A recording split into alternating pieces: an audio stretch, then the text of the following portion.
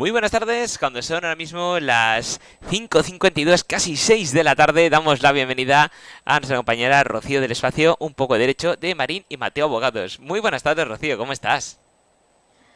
Buenas tardes, José. Feliz año nuevo. Ya estamos aquí otra Igualmente, vez. sí, hacía un año que no nos veíamos, que cómo pasa el tiempo.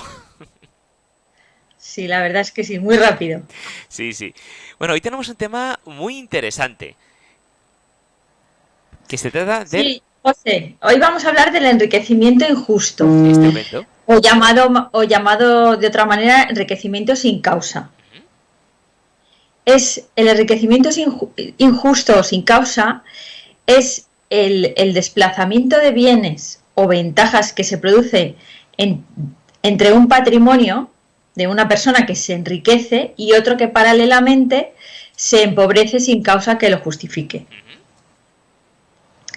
¿Vale? Este enriquecimiento sin causa está prohibido por el ordenamiento jurídico, aunque no se recoge en la ley, pero se ha establecido por la jurisprudencia del Tribunal Supremo como un principio general del derecho. Y para que concurra, para que tenga lugar esta prohibición, tienen que dar una serie de requisitos que más adelante os voy a explicar. Estupendo. Es un supuesto que se plantea muy a menudo en derecho de familia, no tanto cuando existe un vínculo matrimonial, ya que en caso de ruptura del vínculo matrimonial, ya os hemos contado en otras ocasiones que el Código Civil prevé que el cónyuge al que la separación o divorcio le produzca un desequilibrio económico en relación a la posición del otro, tendrá derecho a una pensión compensatoria. Se da más en el caso de las parejas no casadas. Como hemos dicho en otras ocasiones al hablar de las uniones de hecho, cuando una pareja no casada pone fin a esta unión, no cabe aplicar analógicamente lo dispuesto para los matrimonios, sobre todo en cuestiones patrimoniales, no tanto en cuestiones relativas a los hijos, que sabéis que es de alguna manera sí que se dan ciertas equivalencias.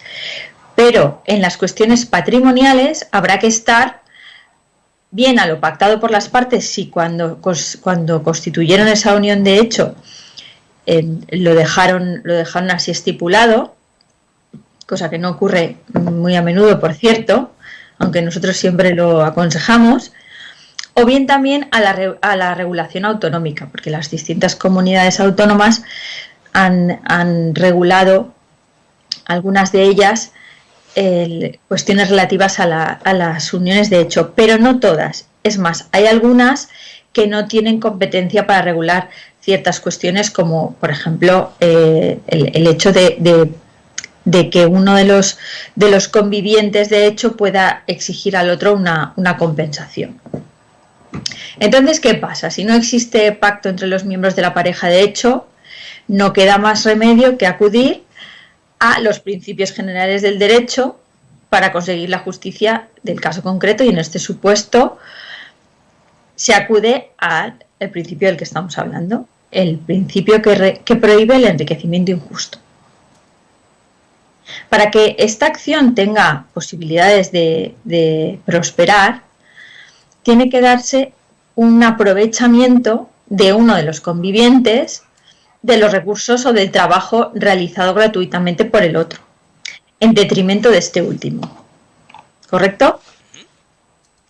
El conviviente perjudicado tiene que probar que su esfuerzo y colaboración desinteresada ha supuesto el enriquecimiento de la otra con la que compartía una relación afectiva.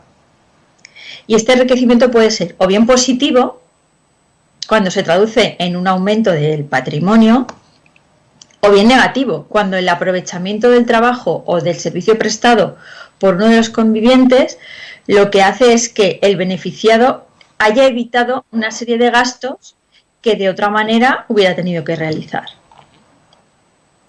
Como requisitos para que se entienda que ha habido enriquecimiento injusto y que por tanto ese enriquecimiento tiene que ser compensado, resarcido, el Tribunal Supremo establece los siguientes. 1. En primer lugar, el enriquecimiento de una persona como incremento patrimonial, como ya hemos dicho. En segundo lugar, el correlativo empobrecimiento de la otra parte como pérdida o perjuicio patrimonial. Y además es necesario que entre ese enriquecimiento de una persona y el empobrecimiento de la otra exista una relación o nexo causal, o bien directo, es decir, el desplazamiento patrimonial es inmediato, o bien indirecto, cuando la salida o la disminución del patrimonio del perjudicado tiene lugar no directamente sino a través de un tercero. Y luego, en cuarto lugar, como hemos dicho, no debe existir causa que justifique la atribución patrimonial del enriquecido. Esto no se da en los casos en los que sí que existe una relación jurídica que la fundamente. Y en todo caso, el enriquecimiento sin causa siempre supone una subsidiariedad. ¿Qué quiere decir con eso? Pues que no será procedente cuando la ley prevea otra acción, una acción específica. Como hemos dicho, en el caso del matrimonio, no se puede plantear una acción de enriquecimiento injusto si existe una acción que está prevista expresamente para los matrimonios, como es la pensión compensatoria, por ejemplo. Y luego tampoco debe existir un precepto legal que excluya la aplicación de este principio. De lo que se trata es de obtener un resarcimiento de un desplazamiento o enriquecimiento patrimonial que carezca del todo de una razón jurídica que lo legitime. Si no, no cabe plantear esa acción. Y tenemos un plazo. No se puede plantear en todo caso, sino antes de que hayan transcurrido el plazo que la ley establece para las acciones personales, que es hoy en día de 5 años. Antes era de 15 y desde el 2015 es de 5 años. También hay otras sentencias que recuerdan que no cabe aplicar el enriquecimiento injusto cuando el beneficio patrimonial de una de las partes es consecuencia de pactos que han sido libremente asumidos. No cabe después decir que no había causa cuando en un principio se asumió que ese pacto se estaba asumiendo de forma voluntaria. Y luego también hay que decir que, por ejemplo, os voy a poner un ejemplo. Cuando una pareja mantuvo cuentas bancarias conjuntas en las que se confundían las cantidades ingresadas por uno y otro, el hecho de que una de las partes extrajera cantidades, aunque fueran importantes, se entiende que contaba con la aceptación y con el consentimiento de la otra. Entonces, si resulta que uno de los dos fallece, los padres del fallecido, que podrían ser en este caso los herederos, no podrían exigir la rendición de cuentas y la reposición de estas cantidades, porque se entendía que aquí ambos ingresaban cantidades y ambos tenían el consentimiento del otro para extraer las cantidades siempre que así estuviera establecido, porque bien uno era autorizado en la cuenta del otro o bien eran ambos titulares. Esto no sería un enriquecimiento injusto. ¿Qué sería enriquecimiento injusto? Vamos a hablar de algún ejemplo. Pues, por ejemplo, una pareja solicita un préstamo y destina los fondos al pago de un local que es privativo de uno de ellos, de forma que se produce en el propietario un incremento que podría valorarse en la mitad de los fondos concedidos por el banco a ambos miembros de la pareja, ya que en ese mismo importe se produce una disminución o un empobrecimiento en el patrimonio del otro. Entonces se podría reclamar por parte del que no es propietario esa mitad de la cantidad que ha concedido el banco a los dos. ¿De acuerdo? También podría ponerse otro ejemplo, por ejemplo, sería cuando se paga o se ingresa una cantidad de forma indebida, por ejemplo, una indemnización por un accidente, se ingresa en una cuenta que era titularidad de una pareja o titularidad de otra persona y lo recibe y entonces alguien recibe aquello que no tenía derecho a cobrar o que por error le ha sido indebidamente entregado. Entonces, en ese caso, tendrá derecho a pedir su reintegro. Se trata de restaurar con esta acción el equilibrio alterado por desplazamientos de comunicación. Otros casos en los que no han entendido los tribunales que no existía enriquecimiento injusto es, por ejemplo, un caso, se da mucho en los casos en los que de los dos miembros de la pareja fallece uno de los dos, los herederos pretenden reclamar algún tipo de beneficio, o que consideran que la actuación del otro conviviente, del otro miembro de la pareja, no ha sido adecuada. Por ejemplo, si uno de los dos miembros de la pareja tiene un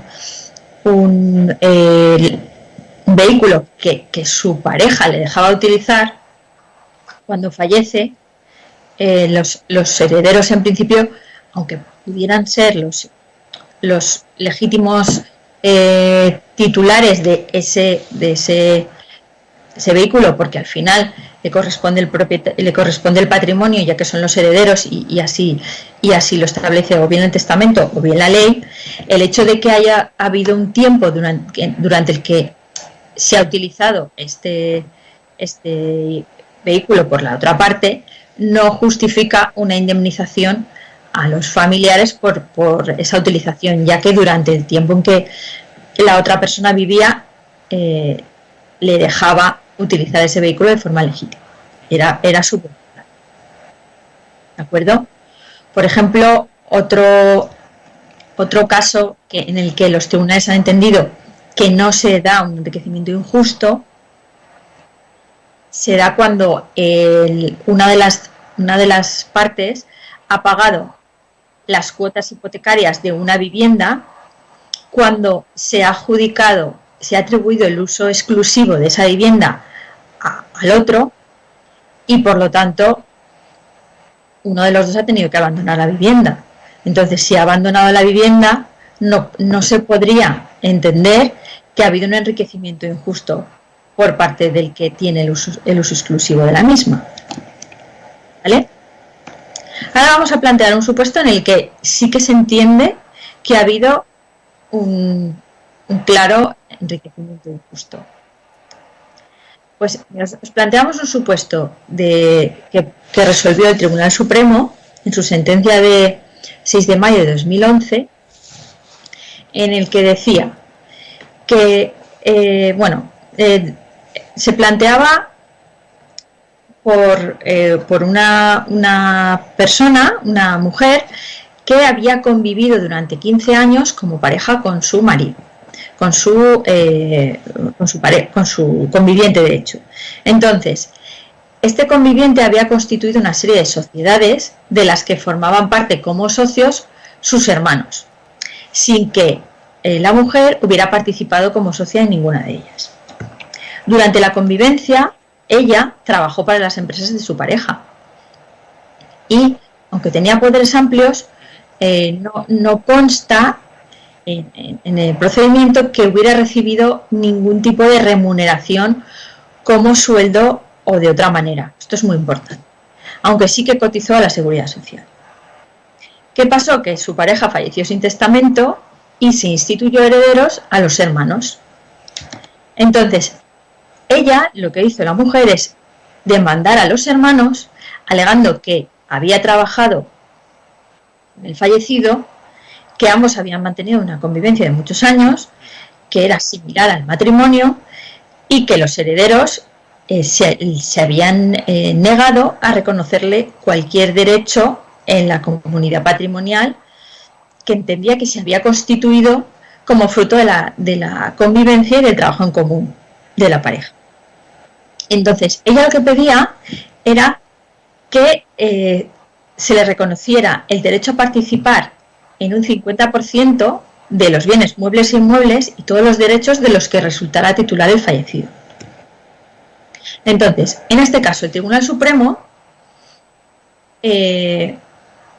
entendiendo que esto se trata de una cuestión, el enriquecimiento sin causa, que ofrece muchas dudas, en este caso no ofrecía dudas al respecto de la existencia. Es decir, que sí que había habido un desplazamiento patrimonial y que se consideraba que no había causa justa para que no se le pudiera reconocer una compensación a esta mujer. Ahora bien, ¿de cuánto sería esta compensación? ¿A qué tendría derecho ella? Ella tendría derecho a la mitad de todos los bienes muebles e inmuebles y derechos de los que era titular el fallecido. Pues realmente, a pesar de que el Tribunal Supremo consideró que sí que debía pagarse de alguna manera esta deuda por los herederos, en este caso entendió que se daba un supuesto llamado condictio por inversión o por expensas, que en el que se realizan gastos o se incorpora trabajo en una cosa ajena con beneficio del propietario o del poseedor de la misma, que en este caso ya no era este señor, sino sus herederos. De manera que si en este caso, como no existía ningún tipo de contrato, pues tendríamos que ver cómo se compensaba, cómo se resarcía esta situación. Entonces, el Tribunal Supremo aquí entiende que la pareja que invierte su trabajo en beneficio de las empresas del otro, si no se recibe una adecuada compensación, un sueldo, un salario, ni se participan de los beneficios de esta empresa que se está ayudando a crear, se puede dar el enriquecimiento injusto en virtud de esta condictio por inversión. Y se interpreta que esa palabra inversión como de trabajo efectuado sin correspondiente compensación económica. Insistimos en que si la pareja hubiera obtenido un sueldo, no estaría recogido este supuesto. En definitiva, si se ha invertido un capital humano, el trabajo, si no hay participación en el resultado de la inversión, se considera probada la existencia del enriquecimiento injusto. Entonces, en este caso, al considerarse probado que había concurrido enriquecimiento injusto y, por tanto, que a la mujer se debería compensar por esta razón, se entendió que se le debería atribuir una cantidad como compensación que se tuvo que, de alguna manera, computar en lugar de una participación en la herencia. Y ello porque, de acuerdo con los criterios que rigen el enriquecimiento injusto, la única posibilidad de compensación lo constituye el pago de una cantidad correspondiente después de haber calculado la cuantía del enriquecimiento, pero no podía, por tanto, la demandante pedir la participación en el patrimonio de su difunto compañero, porque ello hubiera supuesto pedir que tuviera derechos sucesorios. Claro. Y como ella no era heredera, pues no se le podía equiparar a los herederos, puesto que esta persona no lo estableció así en su testamento, y como no determinó testamento, al final los herederos son los que la ley determina que entre los que no está el conviviente de hecho. Con lo cual se acordó que se le pagará una indemnización que se calculó en base a una serie de criterios un poco complicados, pero como se trataba de una empresa, pues con facturas, con cuentas anuales, etcétera, se consiguió determinar cuál era el montante de esa indemnización. Pero bueno, ha quedado muy claro. De todas maneras, como bien comentamos siempre que hablamos de estos casos, cada caso es particular y hay que analizar en profundidad todos los detalles. Pues si alguna persona tuviera algún tipo de duda o cree que puede beneficiarse de esta causa, ¿cómo pueden ponerse en contacto con vosotros, Rocío, para que lo podáis atender?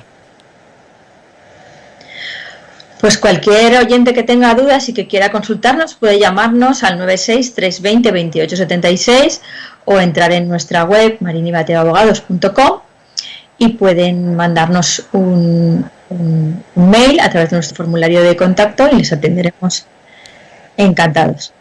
Estupendo. Pues Rocío, muchísimas gracias, un placer como siempre y nos vemos y escuchamos el próximo lunes.